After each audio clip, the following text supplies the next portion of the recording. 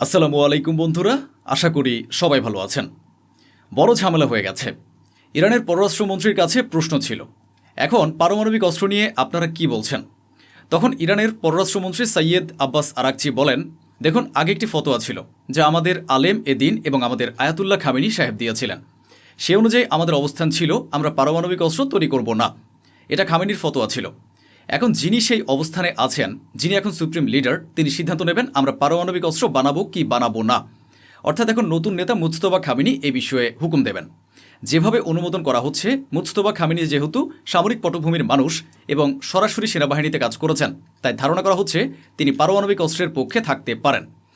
আগে তিনি সমর্থন করলেও তার পিতা আয়াতুল্লাহ খামেনি স্পষ্টভাবে নিষেধ করেছিলেন এবং ফতোয়া জারি করেছিলেন। কিন্তু এখন সেই ফতোয়াকে পাশ কাটিয়ে নতুন ফতোয়া দেওয়ার ক্ষমতা এই নতুন নেতারই আছে। ফলে এই যুদ্ধের পরিস্থিতি অনেক বদলে যেতে পারে। অন্যদিকে আব্বাস আরাকচি আরও বলেছেন, এই যুদ্ধে আমেরিকাকে ইসরায়েল জড়িয়েছে। এই যুদ্ধ মূলত আমেরিকার সঙ্গে ছিল না, বরং ইসরায়েল জোর করে আমেরিকাকে এতে টেনে এনেছে আর এখন হরমুজ প্রণালী খুলে দেওয়ার অনুরোধ করছে।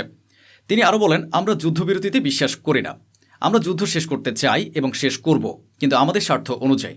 আমাদের কাছে পারস্য উপসাগর আছে, সেখানে আমাদের পূর্ণ নিয়ন্ত্রণ থাকবে। ভবিষ্যতেও আমরা আমাদের স্বার্থ অনুযায়ী সিদ্ধান্ত নেব। স্পষ্টতই ইরান আগেও বলেছে তারা স্থায়ী গ্যারান্টি চায় যে আমেরিকা আর আক্রমণ করবে না। তারা চায় তাদের বিরুদ্ধে কোনো ষড়যন্ত্র হবে না, তাদের উপর আক্রমণ করা হবে না এবং তাদের উপর আরোপিত সব নিষেধাজ্ঞা তুলে নেওয়া হবে। আমার মতে ইরানের কোনোভাবেই সিজফায়ার করা উচিত নয়। স্পষ্টভাবে বলে দেওয়া উচিত যে যুদ্ধ তখন থামবে যখন আপনারা আমাদের সব শর্ত মেনে নেবেন।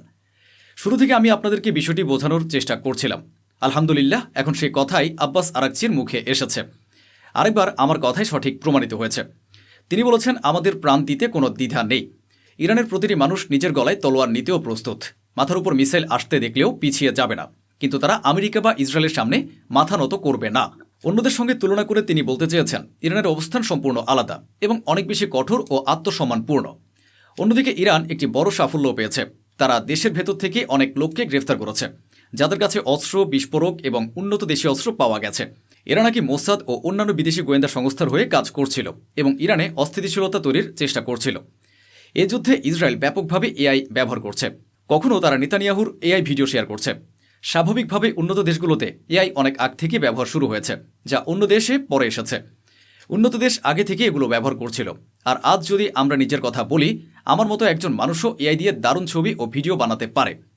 ফেসবুকে প্রায় প্রতিটি মানুষকেই আপনি এআই দিয়ে সুন্দর ছবি ভিডিও বানাতে দেখবেন। তাহলে ভাবুন, আমেরিকা আর ইসরায়েল এআই দিয়ে কতটা উন্নত পর্যায়ের কাজ করছে।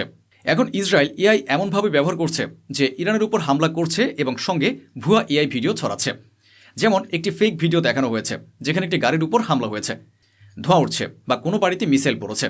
এরপর ঘোষণা করছে তারা ইরানের শীর্ষ নেতা, গোয়েন্দা কর্মকর্তা বা বিজ্ঞানীকে হত্যা করেছে। এই ভিডিওগুলো ব্যাপকভাবে ভাইরাল হচ্ছে। কিন্তু যাচাই করবে কে? ইরান স্পষ্টভাবে বলেছে ইসরায়েল এআই ব্যবহার করছে। ইরান আরও বলছে ডোনাল্ড ট্রাম্প তাদের বিরুদ্ধে অভিযোগ করেছিলেন যে তারা এআই ব্যবহার করছে, কিন্তু ইরানের দাবি তারা নয়, বরং ইসরায়েলি এআই ব্যবহার করছে মানুষের মধ্যে ভয় ছড়ানোর জন্য। অন্যদিকে ইসরায়েল বলেছে যে তারা ইরানের কমান্ড সেন্টার ও মিসাইল সাইটে হামলা চালিয়েছে। এদিকে ন্যাটো সম্পর্কিত খবর আসছে।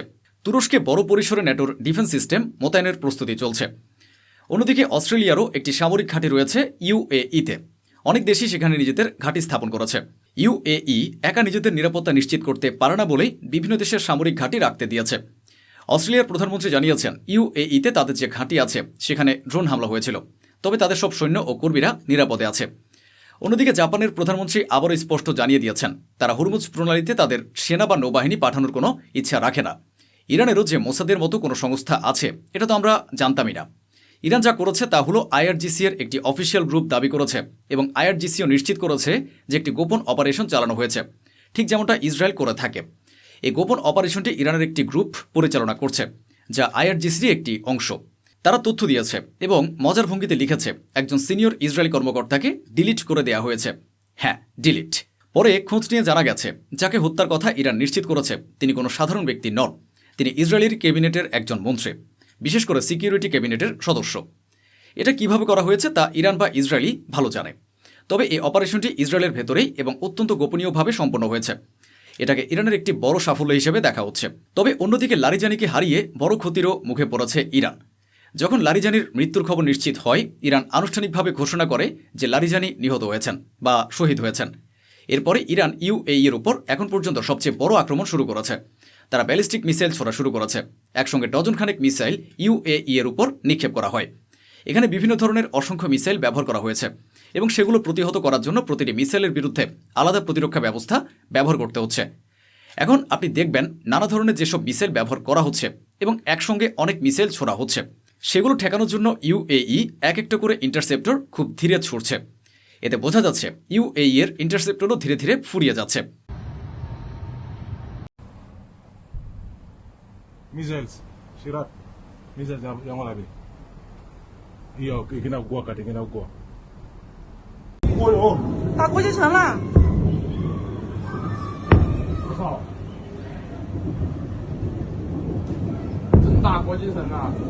啊，我操，那是什么东西啊？飞上去？导弹。不是说不打吗？不知道啊。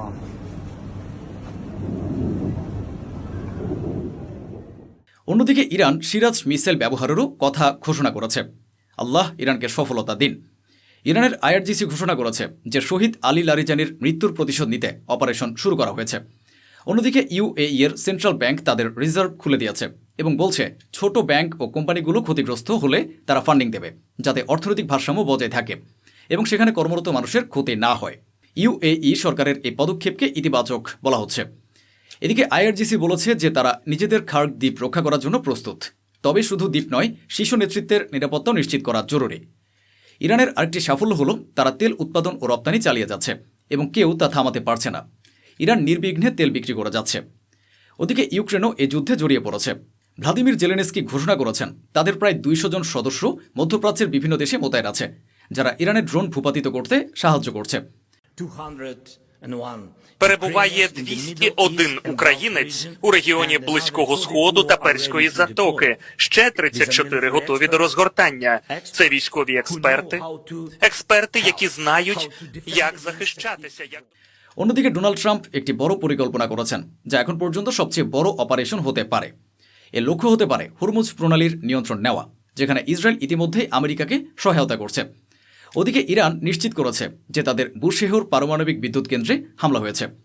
এদিকে আরব দেশগুলো খোলাখুলিভাবে আমেরিকার পাশে অবস্থান নিচ্ছে। মার্কিন B-1 বোমারু বিমান কুয়েত, বাহরাইন, ইউএই ও সৌদি আরবের আকাশে উড়তে দেখা গেছে। ফলে ইরানের জন্য বড় প্রশ্ন আরব দেশগুলোর সঙ্গে তারা কিভাবে মোকাবিলা করবে। এমনকি আলবেনিয়ার মতো একটি মুসলিম দেশও যুক্তরাষ্ট্রের পক্ষ নিয়ে আইআরজিসিকে সন্ত্রাসী তালিকায় অন্তর্ভুক্ত করেছে। অন্যদিকে ইরানের পররাষ্ট্রমন্ত্রী আজারবাইজানের পররাষ্ট্রমন্ত্রীর সঙ্গে ফোনে কথা বলে পরিস্থিতি ব্যাখ্যা করেছেন। ওদিকে আয়ারল্যান্ডের প্রধানমন্ত্রী ডোনাল্ড ট্রাম্পের সঙ্গে দেখা করতে গেছেন। এটা সেই দৃশ্য যখন ডোনাল্ড ট্রাম্প পাশেই দাঁড়িয়েছিলেন। তখন তার সামনেই একজন বক্তা তার বক্তব্য বলে দেন যে এই যুদ্ধের কারণে সারা বিশ্বে অনেক মানুষ মারা যাচ্ছে। স্বাভাবিকভাবেই ডোনাল্ড ট্রাম্পের সামনে এভাবে কথা বলা তার ভালো লাগার কথা নয়। অন্যদিকে ইরান তাদের 60তম অপারেশন চালু করেছে, একের পর এক হামলার ধারা। এই দেখুন, ইরান একটি ভিডিও প্রকাশ করেছে যেখানে দেখা যাচ্ছে বিভিন্ন জায়গায় আমেরিকার ঘাঁটি এবং বিশেষ করে ইসরায়েলের ভেতরে লক্ষ্যবস্তুকে আঘাত করা হয়েছে। ইরান এখন আরও বড় ও উন্নত মিসাইল ব্যবহার করছে। এর পরপরে ইরাকের ইরান সমর্থিত একটি গ্রুপ ঘোষণা করেছে যে তারা এখন আমেরিকার ঘাঁটিগুলোর উপর বড় ধরনের হামলা চালাবে। পরিস্থিতি ক্রমেই গুরুতর হয়ে উঠছে। তো বন্ধুরা, এই ছিল আজকের আয়োজন, যা স্বচ্ছভাবে আপনাদের সামনে তুলে ধরা হলো। আশা করি আমাদের এই প্রচেষ্টা আপনাদের ভালো লেগেছে। অসংখ্য ধন্যবাদ। সুস্থ থাকুন, ভালো থাকুন।